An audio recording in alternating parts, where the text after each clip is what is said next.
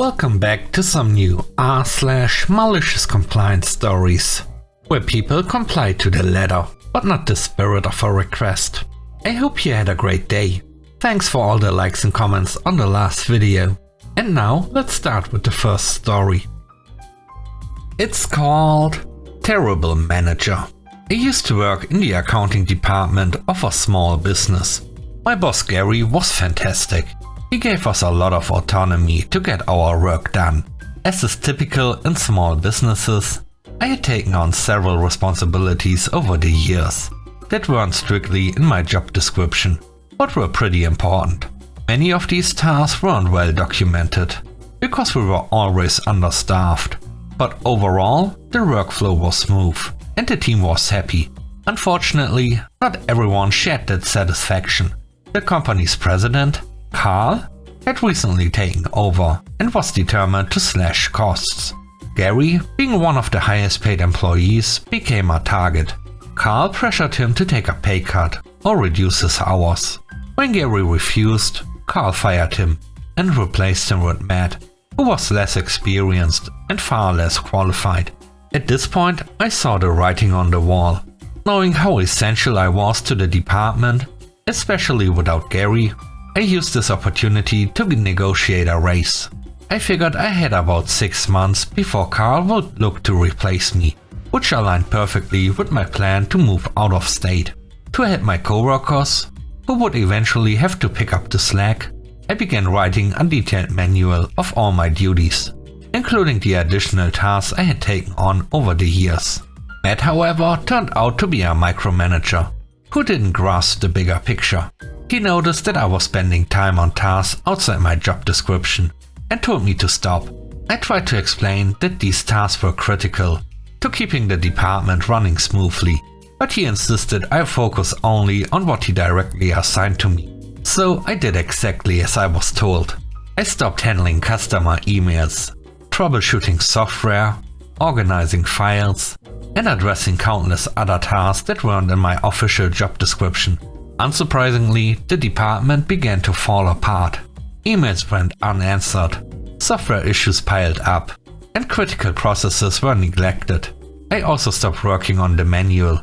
A few months later, sooner than I expected, Carl and Matt called me into a meeting and let me go, citing budgetary reasons. Amusingly, they listed my position on a job site the same day, for a salary far below what I was earning. I wasn't given any warning or time to prepare. I wasn't even allowed to access my desk or say goodbye to my coworkers. Matt also made it very clear that I wasn't to retain any company documents or information. So I left. Over the following weeks, things took an even steeper nosedive. My coworkers told me the company struggled to fill my role, and nobody could manage my actual job responsibilities or the additional tasks I had handled. Vendors weren't being paid, and payroll was delayed. Then I got a call from Matt. He had found a file on the network drive titled Job Manual and Processes. It was encrypted. Naturally, he wanted the password.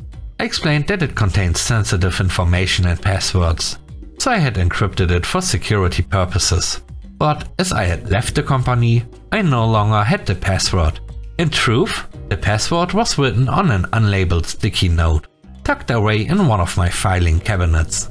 But since I wasn't allowed to retain any company information, I didn't feel obliged to share that detail. The manual wasn't finished anyway, so it wouldn't have solved all their problems. Still, with its large file size and detailed title, I'm sure it looked like a treasure trove of solutions. About 3 months after I left, Carl fired Matt when the department's disarray became undeniable. My 2 co-workers left shortly afterward for better opportunities. Nearly 18 months later, the company has yet to fill any of the vacant positions. The entire accounting department is now staffed by contractors and consultants, which must be costing a fortune. I've also heard rumors that the board is looking to replace Carl as president. The next story is called Truck Charging. Recently, the contractor company my friend's boss works with decided to get an electric truck. This is a big company. and they already have a few electric trucks at a different location, where charging is easier due to the abundance of stations. Since it seemed to be going well, and I emphasize seemed, because next year these trucks won't be exempt from tolls, and an electric truck costs twice as much as a fully equipped Scania, they thought it would be a great idea and good PR to add another electric truck at the location where my friend works. Unfortunately, before ordering, nobody checked if there were sufficient charging stations in the area, or even considered the distances and routes my friend drives. They just assumed his hometown would be a practical spot for this endeavor. Now comes the interesting part. Turns out there aren't many charging stations nearby capable of handling a truck. I'm not an electrician, but I like to think I'm technically inclined. I even went out of my way to talk to the company and explain the situation. Charging a truck battery is like filling a barrel, but instead of attaching the hose at the top, you attach it at the bottom. You need a certain base pressure to get things flowing. Since most charging stations only output 75 to 150 kilowatts, that's not sufficient for a truck. The only 300 kilowatt station in the area is in the next city, not too far away distance-wise. But traffic is a nightmare. Imagine driving an hour just to cover what should be a 10-minute distance. Here's where it gets even better. Management's concern wasn't about time or logistics. Their issue was that the 300 kilowatt station charges about 80 cents per kilowatt hour, while the 150 kilowatt station charges only 65 cents per kilowatt hour. So they demanded my friend use the cheaper station, regardless of how impractical it was. And now the reason why I tried reasoning with them, to no avail of course. Not all charging stations are built to accommodate trucks. Even the ones with higher capacity might not have the space required. This means my friend often has to first find a spot to park his trailer. After that, he has to locate an empty charging space that fits a truck. And even when he finds one, there's the possibility that someone will park next to him and use the second charging cable on the station, cutting the performance in half. Charging a truck at a 300 kilowatt station already takes about 2 hours. At 75 kilowatts? Well, let's just say it's a long wait. After our arguments hit a brick wall, my friend decided to comply with their instructions. You want me to waste valuable time charging at a less efficient station just because it's cheaper? Fine. The next day, he headed to the 150 kilowatt station. A few hours later, the office started panicking because work was piling up and deliveries weren't getting done. They called him. Aren't you done charging yet? Nope, not even close. When are you planning on returning? We need you at work. You know, a truck only makes money when it's moving, not parked. I'm not the one who decided to send a truck to a 150 kilowatt charger. I tried explaining it to you, but you didn't listen. Unless you want me to leave and search for another charging station, you'll just have to wait. How much longer? Well, I just hit 17%, so I'll be here for a while. He spent the entire day at the station, barely got any work done, and the battery still wasn't fully charged by the time he left. After that, management never bothered him about it again.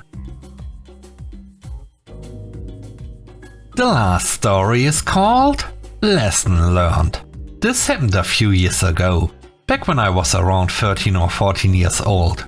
My family and I were on a vacation at a lake, and we planned to stay for 5 days before heading back home. I had brought my best friend along for the trip, so I was looking forward to it. My mom can be a bit challenging at times, and during this trip, she wasn't in the best mood with me. After 3 days of non-stop activities at the lake, I was completely drained. All I wanted to do was relax in the camping tent and sleep. However, my mom had other plans. She asked me to carry my baby brother, who was about a year old, to the lake, bathe him and bring him back. The lake was a good 10-minute walk away, and I was so tired that I said, "No, you can do it yourself." This didn't go over well. My mom started yelling at me, calling me a bad sister and child, claiming I never helped her, and so on. After a long, loud scolding session, she asked again if I was ready to help. I said no again, pointing out that she hadn't left the van all day and probably had more energy than I did. That was the last straw for her. She told my dad to pack everything up, took away my phone, grounded me indefinitely, and made me ride back home alone with her in one of the cars. We had two because we couldn't all fit in one. During the 2-hour car ride, I got a full lecture about respect, helping out more, spending less time on my phone, and finding a hobby. Cue the malicious compliance. If she wanted me to help more and pick up a hobby, then I'd do exactly that, but on my terms. When we got home around 11 PM, she stayed up until 3 AM for some reason, but I was up bright and early at 9 AM. I decided my new hobby would be playing the flute, loudly and badly, first thing in the morning. I went out to the yard and started playing so enthusiastically that it made my brother cry, even though my parents were across the house with their windows closed. When my mom came out to tell me off, I politely reminded her that she had encouraged me to pick up a hobby. She couldn't really argue with that. For the next 2 weeks, I kept the house spotless, just as she wanted. But I also woke up earlier every day to practice my flute, sometimes as early as 5 AM. I made sure to help in ways that were just enough to be inconvenient for her, like waking up my brother quietly, so she had to deal with him all day. I also took her advice about family bonding very seriously.